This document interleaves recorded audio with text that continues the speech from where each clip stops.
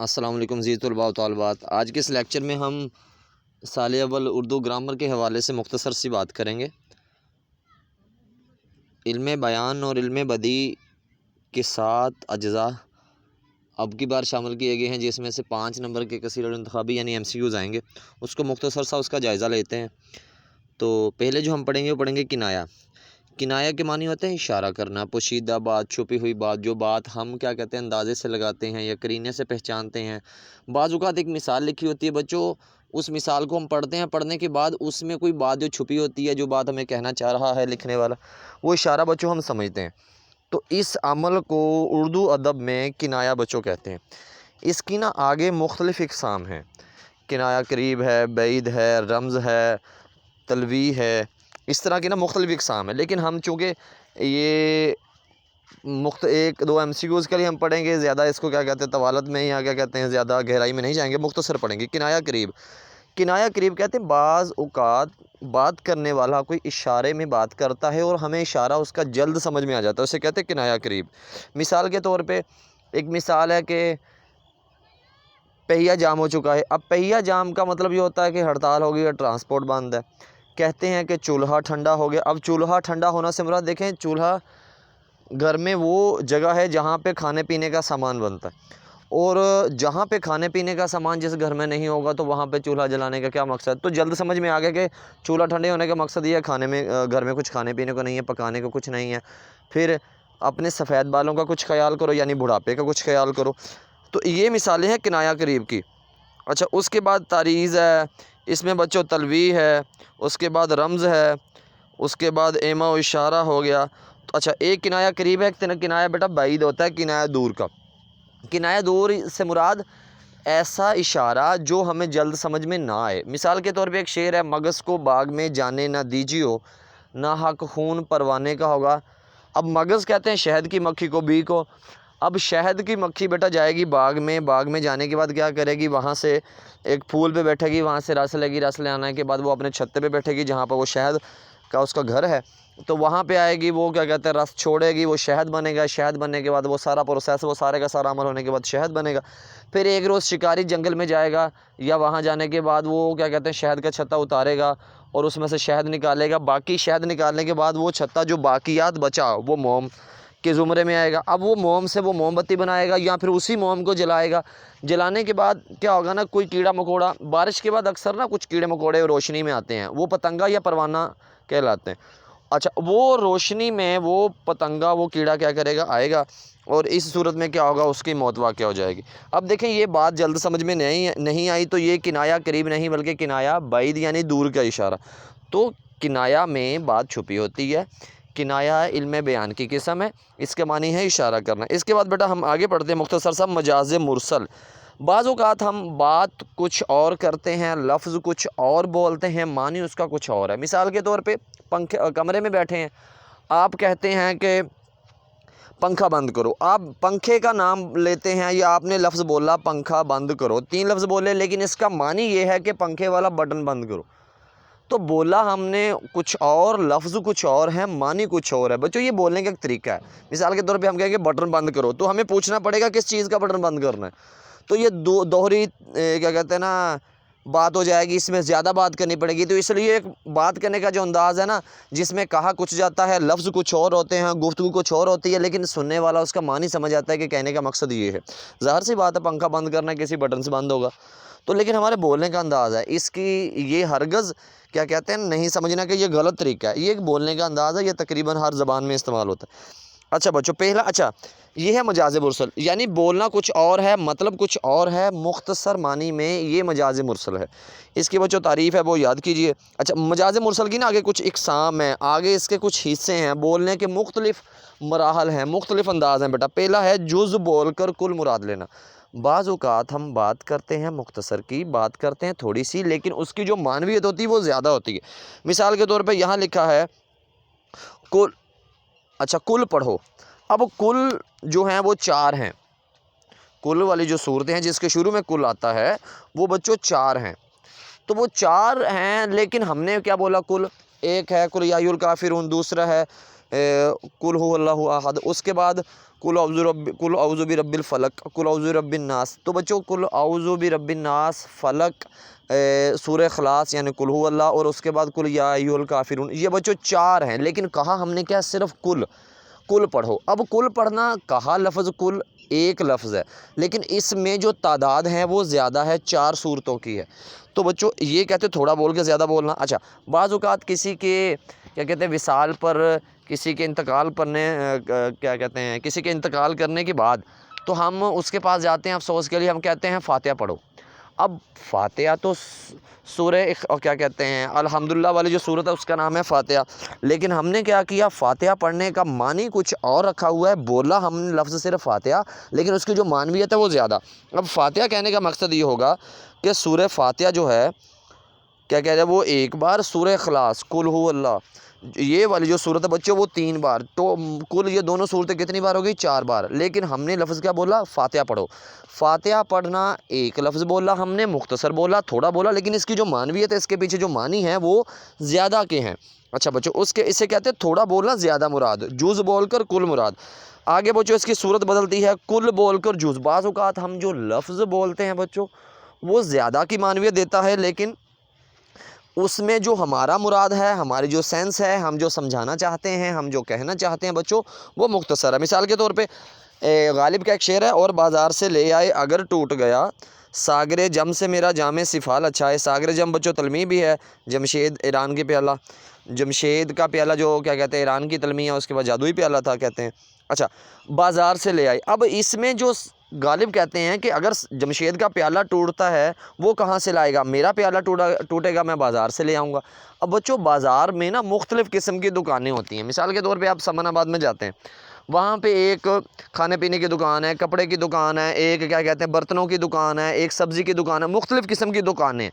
लेकिन आपने किसी एक दुकान का नाम तो नहीं लिया ना, आपने क्या कहा, मैंने ये बाज़ार से लिया चीज़, मैंने ये चीज़ बाज़ार से ख़रीदी। अब आप बाज़ार में किसी एक दुकान की बात कहना चाहते हैं, सारी दुकानों की नहीं, मगर आपने जो लफ्ज़ बोला बच्चों, क्या बोला, वो बाज़ार में, बाज़ार से। अच्छा, मैंने आपसे पूछा बेटा कहाँ रहते हैं, आप कहते हैं मैं फ़लाँ कॉलोनी में रहता हूँ। आपने कहा मैं गुलशन रफ़ीक में रहता हूँ। बेटा आप गुलशन रफ़ीक मुकम्मल में थोड़ी रहते हैं, आप उसके किसी एक ब्लॉक के, किसी एक गली के, किसी एक घर में रहते हैं। तो कहने का मकसद ये है आप उस कॉलोनी के एक घर में रहते हैं। तो बोला जो हमने लफ्ज़ है वो ज़्यादा की मानवियत देता है, मगर कहने का मतलब ये होता है कि किसी एक जुज़ में। मिसाल के तौर पे किसी ने पूछा कहाँ पढ़ते हैं, आप कहते हैं जी मैं फ़लाँ कॉलेज में पढ़ता हूँ। आप फ़लाँ कॉलेज के किसी एक कमरे की किसी एक कुर्सी पे बैठ के बेटा पढ़ते हैं, आप सारे कॉलेज में थोड़ी पढ़ते हैं। आप किसी ने पूछा कहाँ रहते हैं, आपने कहा पाकिस्तान। आप पाकिस्तान के क्या कहते हैं सूबा पंजाब के ज़िला फैसलाबाद की किसी एक कॉलोनी के, किसी एक ब्लॉक के, किसी एक गली के, किसी एक घर में रहते हैं। तो आप ओवर पाकिस्तान में नहीं रहते पूरे में। तो मगर कहने का मकसद ये है, पाकिस्तान कहने का मकसद ये है कि आपका जो घर है आप सिर्फ उसकी क्या कहते हैं शिनाख्त करवाते हैं। अच्छा बेटा, इसके बाद आता है सबब बोल कर मुसब्बब। हर अमल होने के लिए, हर काम होने के लिए कुछ रीज़न्स होती हैं, कुछ बेटा वजूहात होती हैं, कोई सबब और क्या कहते हैं कोई ना कोई सबब है, कोई वजह होती है। अच्छा, मिसाल के तौर पे बारिश होती है, बारिश होने के पीछे एक जो वजह सबसे बड़ी सामने आती है वो बादल है। बादल होंगे तो बारिश है, और बादल के बिना बारिश तो ना होने के बराबर है। अच्छा, अब क्या हुआ, कहा जनाब कि बादल बरसा। अब बेटा बादल तो नहीं ना बरसता, बादल एक वजह है। अब बादल के वजह होने के बाद जो उसका क्या कहते हैं रिज़ल्ट निकलेगा, जो नतीजा निकलेगा, जो उसका क्या कहते हैं ना जो आखिरी अमल होगा वो होगा बेटा उसकी बारिश आ जाए, क्या करेगा, बादल के बाद बारिश आ जाएगी। लेकिन बाज़ औक़ात हम सिर्फ जुमले में वजह बोलते हैं, लेकिन उसकी जो मानी है वो हम आगे क्या कहते हैं ना वजह सिर्फ बोलते हैं। हमने क्या किया, वजह बोली, लेकिन हमने क्या किया, उसका जो नतीजा वो नहीं बताया। मगर सुनने वाले क्या कहते हैं, उसका जो नतीजा है बच्चों वो अख़ज़ कर लेते हैं। तो हमने क्या कहा, बादल बरसा, हमने सिर्फ वजह बता दी। अब उसका जो नतीजा निकलेगा बादल का, बारिश आने का, वो हम खुद ही समझ जाते हैं। इसे कहते हैं सबब, सिर्फ वजह बोलना और उसका मानी खुद निकाल लेना। आगे है मुसब्बब, यानी हम सिर्फ नतीजा बता देते हैं, हम सिर्फ फ़ाइनल बात बता देते हैं, आखिरी बात बता देते हैं, लेकिन उसकी जो वजह होती है वो हम खुद तलाश करना चाहते हैं। मिसाल के तौर पे मैंने कहा वो फ़ेल हो गया, आपके जहन में ये नहीं आया कि वो फ़ेल हुआ, आपके जहन में ये बात आई कि वो फ़ेल कैसे हुआ, क्यों हुआ। अच्छा, آگے کہتے ہیں جناب آگ جل رہی ہے، میں نے کہا جی کمرے میں آگ جل رہی ہے، آپ نے بیٹا کیا کیا، آپ نے کمرے میں جا کر دیکھا آگ کس چیز کی وجہ سے جل رہی ہے، آپ لکڑیاں ڈھونڈیں گے، آپ کوئی نہ کوئی چولہا ڈھونڈیں گے، آپ کوئی ایسی چیز ڈھونڈیں گے، کوئی نہ کوئی پیٹرول ڈیزل وغیرہ جس کو آگ لگے، آپ وہ چیزیں ڈھونڈیں گے۔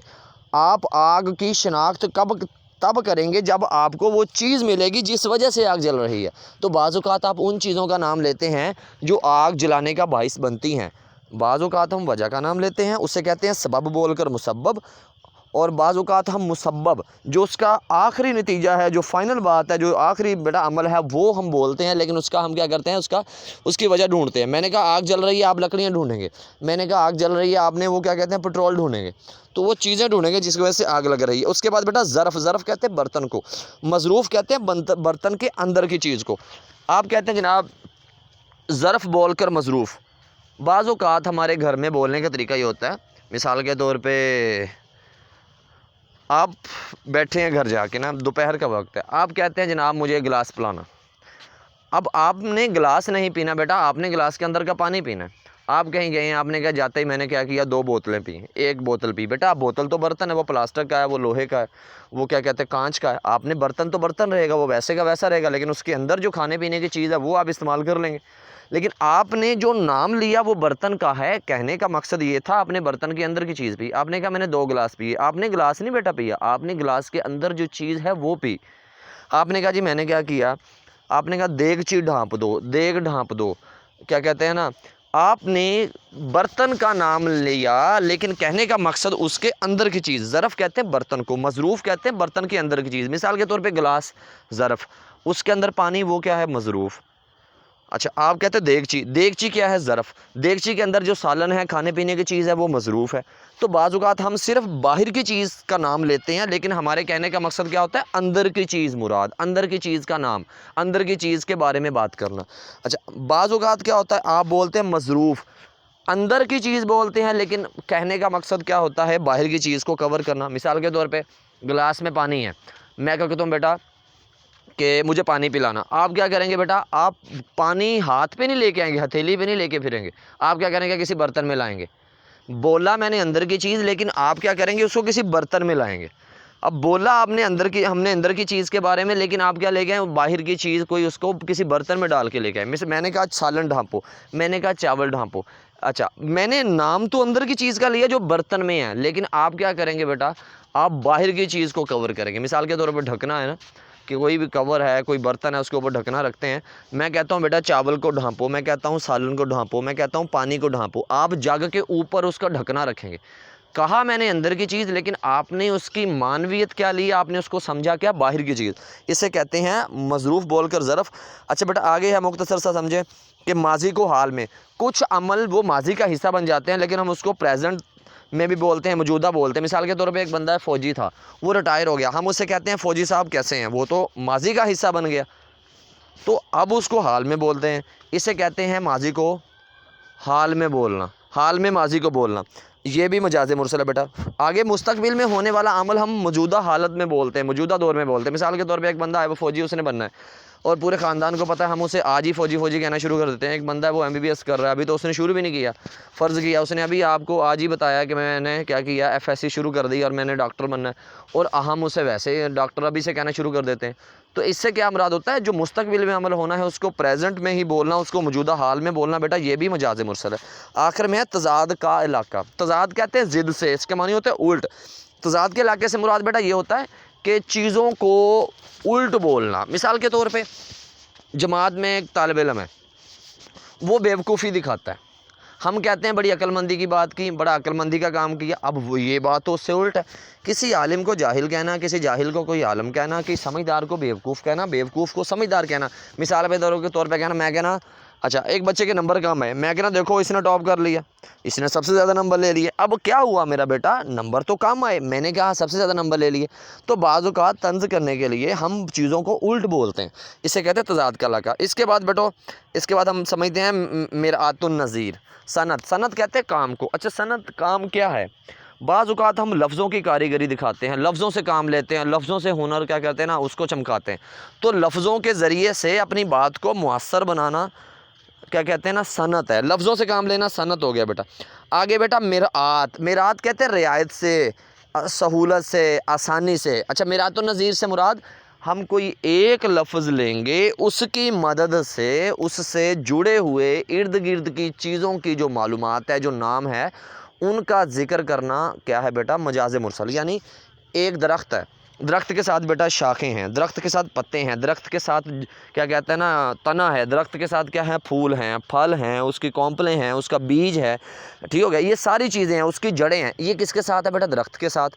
اچھا اس طرح یہاں پہ ایک شعر لکھا ہوا ہے، سر کہیں بال کہیں، ہاتھ کہیں پاؤں کہیں، ان کا سونا بھی ہے کس شان کا سونا دیکھو۔ اب یہ بیٹا کس کے حصے ہیں؟ جسم کے حصے ہیں۔ آپ کہتے ہیں چہرہ، اب چہرے کے ساتھ کیا لفظ جڑے ہیں؟ چہرے کے ساتھ آنکھیں ہیں، ناک ہے، آپ کا ماتھا ہے، آپ کے بھویں ہیں، آپ کے لب ہیں، آپ کے کیا کہتے ہیں نا، آپ کی گال ہو گیا، آپ کی کیا کہتے ہیں، اگر مرد ہے تو اس کی داڑھی کے بال ہو گئے۔ تو اب کیا ہوتا ہے؟ یہ بیٹا چہرے کے ساتھ چیزیں جڑی ہوئی ہیں۔ تو ایک ہی چیز سے، اب مثال کے طور پہ کیا کہتے ہیں نا کشتی ہے، کشتی میں کیا ہوگا بیٹا؟ کشتی چلانے والا ملاح ہوگا، اس کے پاس ایک چپو ہوگا جس سے وہ کشتی چلا رہا ہے۔ کشتی کہاں پہ ہے؟ وہ پانی میں ہے، اور پانی میں بیٹا کیا ہے؟ طوفان بھی آ رہے ہیں، یہ ساری چیزیں ہیں۔ تو اس طرح کی ساری باتیں یہ کس کے ساتھ جڑی ہیں؟ کشتی کے ساتھ جڑی ہیں۔ اب ایک پنکھا ہے، پنکھے کے ساتھ کیا ہے؟ پر لگے ہوئے ہیں، پر کے ساتھ بیٹا کیا ہوا؟ ساتھ میں پنکھا ہے، ظاہری بات ہے اس میں موٹر لگی ہے۔ اچھا اس کے ساتھ نٹ لگے ہوئے ہیں، اس کے ساتھ بیٹا تار لگی ہوئی ہے، اور طرح طرح کی چیزیں۔ اب ایک چیز سے جڑی ہوئی باقی چیزوں کا بیٹا ذکر کیا ہے؟ یہ میرات النظیر ہے۔ مختصر یہ شعر میں پتا پتا بوٹا بوٹا حال ہمارا جانے ہے، جانے نہ جانے گل ہی نہ جانے باغ تو سارا جانے ہے۔ اب بیٹا پتا پتا بوٹا بوٹا باغ، پتا پتا بوٹا بوٹا حال ہمارا جانے ہے، جانے نہ جانے گل ہی نہ جانے باغ تو سارا جانے ہے۔ پتا بوٹا گل باغ، بیٹا یہ سارے کی ساری کیا ہیں؟ ایک ہی چیز، باغ سے جڑی ہوئی چیزیں۔ تو ایک موضوع پر ایک قبیل کے ایک چیز سے تعلق رکھنے والے جو لفظ ہیں بیٹا وہ کیا کہلاتے ہیں؟ وہ آپ کے یہ آپ کے کیا کہتے ہیں؟ اس سے کہتے ہیں صنعت میرات النظیر۔ ایک لفظ کی سہولت یا رعایت سے اس سے جڑی ہوئی چیزوں کا ذکر۔ اچھا شعر یا کلام میں ایسی مختلف چیزوں کا ذکر جن کا آپس میں تضاد۔ اچھا تضاد سے مراد شعر میں، کلام میں، جملے میں کہیں بھی ایسی چیزوں کا ذکر ہو جو ایک دوسرے کے الٹ نہ ہو بلکہ ایک ہی چیز سے تعلق رکھتی ہوں، بیٹا اسے کیا کہتے ہیں؟ صنعت میرات النظیر۔ آگے صنعت تضاد، تضاد کا لفظ ضد سے نکلا ہے، اس کا مطلب ہوتا ہے الٹ، اپوزٹ ہونا۔ اچھا چیزیں ایک دوسرے کے مخالف ہوتی ہیں۔ اچھا صنعت میرات النظیر کا تعلق بیٹا ہے ایک علم بدیع سے، صنعت تضاد کا تعلق علم بدیع سے ہے۔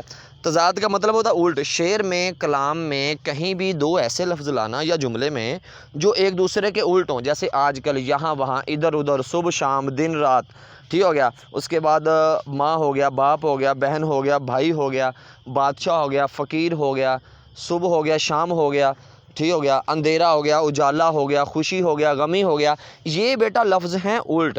شعر سنیں، پتا پتا بوٹا بوٹا حال ہمارا جانے ہے، جانے نہ جانے۔ اب جانے جاننا، نہ جانے نہیں جاننا۔ بعض اوقات حرف انکار، حرف وہ لفظ جو انکار کے لیے ہوں، وہ لفظ جو ہیں جو منع کرنے کے لیے ہوں، وہ لگا کے بھی الٹ بنایا جا سکتا ہے۔ مثال کے طور پہ محرم، نا محرم، آشنا، نا آشنا، واقف، نا واقف۔ تو بیٹا صنعت تضاد کیا ہے؟ ایک دوسرے کے چیزوں کا الٹ ہونا، یہ صنعت تضاد۔ آگے بیٹا گیا تشبیہ، تشبیہ کا لفظ شبہ سے نکلا ہے۔ ارکان تشبیہ کتنے ہیں؟ 4 ہیں۔ تشبیہ کے ایک جملے میں کتنے لوگوں کا ذکر ہوگا؟ 2 کا۔ تشبیہ کی زبان کا لفظ ہے بیٹا عربی کا۔ تشبیہ گرامر کی روح سے کیا؟ یہ مؤنث ہے۔ اچھا یہ تشبیہ کا تعلق حقیقت ہے، یعنی اس میں جو بات کی جائے حقیقی ہوگی۔ تشبیہ کے معنی ہیں ہو بہو ہونا، ایک سا ہونا، مماثل ہونا، مماثلت ہونا، یہ علم بیان سے ہے۔ اچھا بیٹا تشبیہ میں مشبہ اور مشبہ بہ، جس کو طرفین تشبیہ کہتے ہیں بیٹا، اس کا ہونا ہر صورت میں لازمی ہے۔ اس کے بعد بیٹا مختصر سا پڑھتے ہیں، آگے ہم پڑھتے ہیں استعارہ کے بارے میں۔ اچھا بیٹا استعارہ عربی زبان کا لفظ ہے، ارہ سے ماخذ ہے، مستعار لہو، مستعار منہ، وجہ جامع، بیٹا اس کے ارکان ہیں، اس کے معنی ادھار لینا ہے، علم بیان سے اس کا تعلق ہے، اور یہ گرامر کی روح سے بیٹا مذکر ہے۔ طرفین استعارہ مستعار لہو، مستعار منہ ہوتے ہیں۔ اچھا جب کوئی لفظ اپنے حقیقی معنی کی بجائے مجازی معنی میں اس طرح استعمال ہو کہ اس میں تشبیہ کا تعلق ہو، اس کو بیٹا مختصر کہتے ہیں استعارہ۔ اچھا مثال کے طور پہ میرا شعر آیا، یہ کیا ہے؟ استعارہ ہے۔ اور اس کے علاوہ استعارہ بیٹا ہے غیر حقیقی ہوتا ہے۔ استعارے کی بنیاد کیا ہے؟ غیر حقیقی ہوتی. مثال کے طور پہ ہر کئی چیزیں نا وہ استعارے کے طور پہ آتی. مثال کے طور پہ ریل ہے وہ دوری کا استعارہ ہے, وہ دور جانے کا استعارہ ہے. شیر ہے بہادری کا استعارہ ہے. رات ہے خوف کا استعارہ ہے, تنہائی کا استعارہ ہے, اندھیرے کا استعارہ ہے. ٹھیک ہو گیا. چاند ہے وہ خوبصورتی کا استعارہ ہے. تو میرا شیر آیا, یہ بیٹا کس چیز کی علامت ہے؟ میرا شیر کہنا یہ ہے بیٹا کیا کہتے ہیں بہادری کی علامت ہے. اچھا یہاں کچھ مثالیں لکھی ہوئی ہیں. تو جو کیا کہتے ہیں میں نے چیزیں بیان کی ہیں بیٹا, تو یہ استعارے کے زمرے میں آتی ہیں. اس کے بعد بیٹا ہم مختصر بڑھتے ہیں آگے. شعری اصطلاحات. تلمیح کا لفظ بیٹا لامہ یا لامہ ہن سے نکلا ہے. عربی زبان کا لفظ ہے, اس کی جمع ہے تلمیحات. علم بیان علم بدیع سے اس کا تعلق ہے. گرامر کی روح سے مؤنث ہے. اس کے معنی ہے اشارہ کرنا. شعر عبارت میں ایسا لفظ لانا جس کو پڑھ کے تاریخی واقعے کی طرف, کیا کہتے ہیں مذہبی واقعے کی طرف, کیا کہتے ہیں خیالی واقعے کی طرف, کسی بھی واقعے کی طرف اشارہ جانا بیٹا آپ کا کیا کہلائے گا؟ تلمیح کہلائے گا. اس میں مختلف طرح کے شعر آ سکتے ہیں, اس میں مصرے آ سکتے ہیں. سر طور ہو, سر حشر ہو, ہمیں انتظار قبول ہے, وہ کبھی ملے وہ کہیں ملے, وہ کبھی صحیح وہ کہیں صحیح. اب اس میں سر طور موسیٰ علیہ السلام والا واقعہ اس میں آ گیا. آگے ہے عشق کا جذب ہوا باعث سودا ورنہ یوسف مصر زلیخا کا خریدار نہ تھا. اب یہ یوسف علیہ السلام اور زلیخا والا واقعہ آ گیا. اس کے بعد طوفان نوح والا دیکھ لیں, سلحز کیا کہتے ہیں اس کے بعد بیٹا منصور حلاج والا واقعہ, تو عیسیٰ علیہ السلام والا واقعہ, اس کے بعد موسیٰ علیہ السلام والا واقعہ. تو طرح طرح کے اچھا اس کی بچوں کچھ نا کیٹیگریز ہیں. مثال کے طور پہ اس کے کچھ نا کیا کہتے ہیں اس کو نا کچھ حصوں میں بانٹتے ہیں. اسلامی واقعات, تاریخی واقعات, عشقیہ واقعات, خیالی واقعات. تو مختلف اچھا مذہبی حوالے سے بیٹا واقعات آ جاتے ہیں. تو اس میں واقعہ وہ شامل ہوگا جو ملک بھر میں مشہور ہے, جو دنیا بھر میں مشہور ہے, جو قومی سطح پہ ہے, جو کیا کہتے ہیں نا بین الاقوامی سطح پہ ہے, وہ واقعات ہوں گے. اچھا اس کے بعد بیٹا تلمیح ہو گیا. تلمیح کے بعد ہم مختصر آگے بڑھتے ہیں, دیکھتے ہیں کہ آگے ہمارے لیے کون سی چیز مناسب ہے جو ہمارے کیا کہتے ہیں اس بار سال اول کے پیپر میں شامل کی گئی. اس کے بعد بیٹا شعری اصطلاحات. شعری اصطلاحات, شعر کہتے ہیں دو مصروں میں کسی بات کا بیان, کسی موضوع کا بیان. اچھا اصطلاحات اس سے جڑی ہوئی جو چیزیں ہیں جو لازمی ہیں. جی بیٹا ہم پڑھتے ہیں شعر کیا ہے. اچھا دو مصروں کی بات کو تو شعر کہتے ہیں. اچھا آگے ہے شعر عربی زبان کا لفظ ہے. سادہ شعر کیا ہوتا ہے؟ غزل کا ایسا شعر جس میں تخلص ہو اور اس کے ساتھ دوسرے مصرے میں قافیہ ردیف ہو جبکہ وہ آخری شعر نہ ہو, یعنی مقطع سے پہلے والا اور مطلع کے بعد والا. جہاں مطلع کی شرطیں بھی پوری نہ ہوں, جہاں مقطع کی شرطیں بھی پوری نہ ہوں بیٹا وہ کیا ہوگا؟ سادہ شعر. بات یاد رکھیں جہاں شاعر کا نام ہوگا ہرگز نہیں ایسا کہ وہ کیا کہیں گے, وہ کیا کہتے ہیں وہ مقطع کا شعر ہوگا. بعض اوقات مطلع میں بھی شاعر کا نام آ جاتا ہے, مقطع میں بھی آ جاتا ہے, بعض اوقات سادہ شعر میں بھی شاعر کا نام ہوتا ہے. تو اس صورت میں یاد رکھیں اس کی تشبیہ مطلع مقطع کافر دی بیٹا اس کے 4 ارکان ہیں. تو اس لیکچر میں بچوں ہم مختصر سمجھیں گے, اگلے لیکچر میں ہم کیا کہتے ہیں اس کو تفصیل سے بیان کریں گے. قصیدہ قصد سے اس کے معنی بیٹا ارادہ کرنا. اچھا ایک بات یاد رکھیے کہ غزل جو ہے وہ پہلے تو نہیں ہوتی تھی, ایک ہی نظم جو بادشاہوں کی شان میں تعریف میں کہی جاتی تھی نظم, وہ بیٹا قصیدہ ایسی نظم جس میں بادشاہ کی تعریف بیان کی جائے. تو ایسی نظمیں صرف ہوتی تھی جس میں بادشاہوں کی تعریفیں یا شایان شان کی باتیں کی جاتی تھیں. تو اب اس قصیدہ نظم سے کچھ شاعروں نے متاثر ہو کر سوچا کہ ایک نئی چیز بنائی جائے, نئی چیز لائی جائے, وہ غزل ہے. اچھا قصیدہ میں 3 خوبیاں ایک جیسی ہیں, مطلع مقطع قافیہ. 3 خوبیاں لے کے ہم نے کیا کیا, شاعروں نے کیا کیا بیٹا, غزلیں لکھنا شروع کر دیں. قصیدہ میں تو صرف تعریفیں ہوتی تھی بادشاہوں کی, بعد میں قصیدہ کے معنی بدل کر کیا ہو گئے, کسی کی بھی تعریف کریں گے جس نظم میں وہ قصیدہ. اچھا بعد میں شاعروں نے کیا کیا, ان خوبیوں کو مطلع مقطع قافیہ کو لے کر بیٹا کیا کیا, نئی چیزیں بنانا شروع کر دی, نئی چیزیں لکھنا شروع کر دیں, نئے تجربات شروع ہو گئے. اچھا اس تجربے میں جو قصیدہ سے متاثر ہو کے جو چیز بنی ہے, کیا کہتے ہیں نا متاثرہ جو صنف ہو مطلب کہ بنی ہے, جو سامنے آئی, وہ غزل ہے. غزل کی جو کیا کہتے ہیں نا کس سے یہ نکلی ہے, یہ کس سے بنی ہے, اس کے اصول کس سے ملتے ہیں, کس سے متاثر ہو کے ہے. اس میں دونوں میں قصیدہ میں تو تعریفی باتیں ہو گئی ہیں, غزل میں مختلف باتیں ہیں, موضوع کے لحاظ سے الگ ہے لیکن اصولوں کے لحاظ سے یہ کافی ہے. بعد میں کیا ہوا, ایران کے شاعر ردیف استعمال کرتے تھے. جب نئی غزل لکھنا شروع ہوئی تو ردیف کا استعمال نہیں تھا. ہاں ایران کے شاعروں کے ہاں بیٹا یہ تھا. اچھا تو جو غزل ہے وہ کیا ہے, قصیدہ سے متاثر ہو کے لکھی گئی ہے. اس کے بعد بیٹا آ گیا مطلع مقطع قافیہ ردیف. تو مطلع غزل کا پہلا شعر ہوگا جس میں شاعر کیا کہتے ہیں دونوں مصروں میں قافیہ ردیف ہوگا, اور مقطع غزل کا آخری شعر ہوگا جس میں شاعر کا نام ہوگا. اور اچھا شاعر کا نام دوسرے مصرے میں ہوگا اور قافیہ ردیف بھی دوسرے مصرے میں ہوگا۔ اس کے بعد بیٹا آ گیا کیا کہتے ہیں قافیہ۔ قافیہ کہتے ہیں غزل کے وہ لفظ جو ہم آواز ہوتے ہیں، غزل کے وہ لفظ جن کی املا ایک جیسی نہیں ہوتی بلکہ آوازیں ایک جیسی ہوتی ہیں، غزل کے وہ لفظ جو کیا کہتے ہیں زیر زبر کے لحاظ سے ہم آہنگ ہوتے ہیں، ایک جیسے ہوتے ہیں۔ تو بچوں یہ ایک مختصر سا اچھا بیٹا اس کے بعد جو قافیہ ہے، اچھا بعض اوقات قافیے کی نا مختلف ٹائپس ہیں، اندرون قافیہ بیرون قافیہ، اسے ذوقافتین کا نام بھی دیتے ہیں۔ اچھا اب ہوتا بیٹا یہ ہے کہ ذو کے معنی ہوتے دو، قافتین یعنی قافیے، اور غزل میں جو ذوقافتین ہے، ذو کے معنی تو دو ہو گئے، قافتین یعنی قافیہ، تو جہاں ذوقافتین کی بات ہوگی وہاں بچوں دو قافیے ہونا ہر صورت میں لازمی ہے۔ تو دو قافیے ہونا ذوقافتین کی جو بنیادی شرط ہے، کیا کہتے ہیں نا، ایک تو قافیے کی بنیادی شرط یہ ہے ہم آواز، دوسرا شرط ہم وزن، تیسری شرط اس کی املا ایک جیسی نہیں ہوتی مگر آوازیں ایک جیسی ہوتی ہیں۔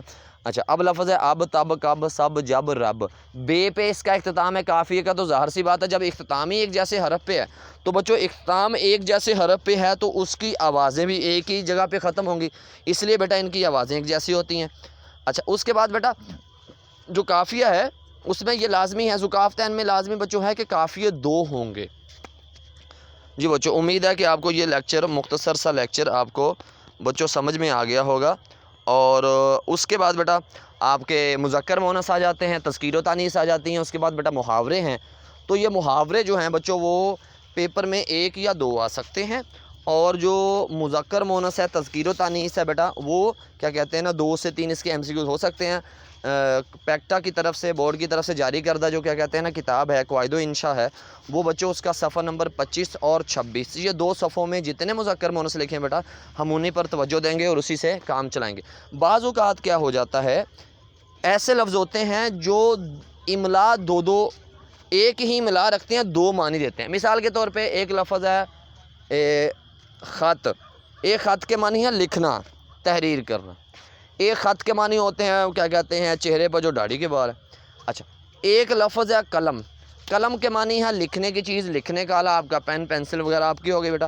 اس کے بعد ایک قلم کہتے ہیں درخت کی شاخ کو، تو بچوں فرق کہاں کریں گے؟ فرق ایک تار کہتے ہیں کیبل کو، ایک تار کہتے ہیں خط کو، تو فرق بچوں کہاں کریں گے؟ فرق یہ کریں گے کہ جملے کی بناوٹ دیکھیں گے، جملے کی معنویت دیکھیں گے، جملے کو سمجھیں گے، سمجھ کر بچوں ہم کیا کریں گے؟ جملے کو سمجھ کر ہم یہ کریں گے کہ اس حساب سے ہم معنویت تلاش کریں، اس حساب سے کیا کریں جملے کی اس لفظ کو صحیح استعمال کریں۔ مثال کے طور پہ کراچی سے تار آیا کہ تار آئی، اب کراچی سے خط آئے گا، کراچی سے کیبل تھوڑی لے کے آئیں گے۔ اب مثال کے طور پہ ایک ہے قلم، اب قلم اس نے صفحے سے قلم، اس نے قلم سے صفحے پر لکھا یا لکھی۔ اچھا اب یہاں قلم کی بیٹا جو بات ہے وہ پین والی بات ہے، وہ آپ کے لکھنے والی چیز کی بات ہے، اس نے صفحے پر قلم سے لکھا، وہ اس لیے قلم جو ہے وہ مذکر ہے۔ اچھا میں نے جنگل میں قلم دیکھا کہ دیکھی، اب یہ دیکھی آئے گی وہ اس لیے بیٹا کیونکہ جو قلم ہے وہ والی وہ مؤنث ہے۔ اسی طرح بیٹا ایک مطلع کے معنی ہوتے ہیں نکلنا، اسی طرح ایک مطلع کے معنی ہے اطلاع کرنا، ایک تکرار کے معنی ہے جھگڑا، ایک تکرار کے معنی ہے بار بار آنا۔ اس طرح بیٹا بے شمار لفظ ہیں جن کی معنویت الگ الگ ہے، لیکن کیا ہوتا ہے املا ایک جیسی ہوتی ہے لیکن معنویت الگ ہوتی ہے۔ امید ہے آپ کو یہ لیکچر پسند آیا ہوگا۔ اس لیکچر میں مختصر سی ہم نے گرامر پہ بات کی، انشاءاللہ آئندہ آنے والے ویڈیوز میں آپ کو ایک ایک چیز پر، ایک ایک گرامر کی صنف پر کیا ہوگا مختصر نہیں بلکہ تفصیلی لیکچر دیکھنے کو ملے گا، اس میں ہم مثالیں زیادہ کریں گے۔ یہ ایک مختصر اور کیا کہتے ہیں تھوڑا سا جائزہ تھا جس کو کیا کہتے ہیں امید ہے کہ آپ بخوبی سمجھ گئے ہوں گے۔ کہیں پہ کچھ چیزوں میں طوالت سے بات ہوئی، زیادہ بات ہوئی، اور کچھ چیزوں میں تھوڑا مختصر بات ہوئی، تو میں نے مختصر وقت میں اپنی طرف سے کوشش کی ہے بچوں کہ آپ کو چیزیں سمجھ آ گئی ہوں گی۔ امید ہے کہ آپ کو یہ لیکچر پسند آیا ہوگا۔ کوئی سوال ہو تو آپ نیچے کمنٹ باکس میں اپنا سوال پوچھ سکتے ہیں۔ چینل کو سبسکرائب کریں، امید ہے کہ آپ اس چینل سے فائدہ لیں گے۔ اللہ آپ کا حامی و ناصر ہو۔ اللہ حافظ۔